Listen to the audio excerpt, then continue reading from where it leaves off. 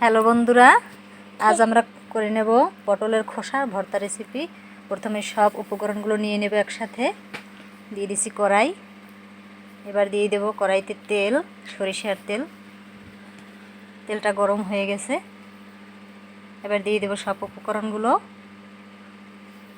দিয়ে দেব কাঁচামরিচ, শুকনা মরিচ, রসুন, কালো জিরা।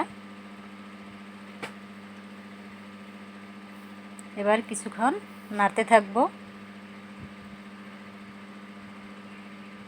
কিছুক্ষণ নাড়াচাড়া করার পরে দেখুন ভাজাটা প্রায় হয়ে গেছে। অনেক সুন্দর একটা কালার আসছে, লালচে কালার। হ্যাঁ, সাথে ভেজে নিয়েছি 3-4টা শুকনো মরিচ। এবার আমরা চলে যাব ভর্তা বানানোর রেসিপিতে। সবগুলো একসাথে দিয়ে ভর্তাটা বেটে নেব। হয়ে গেল আমাদের ভর্তা রেসিপি।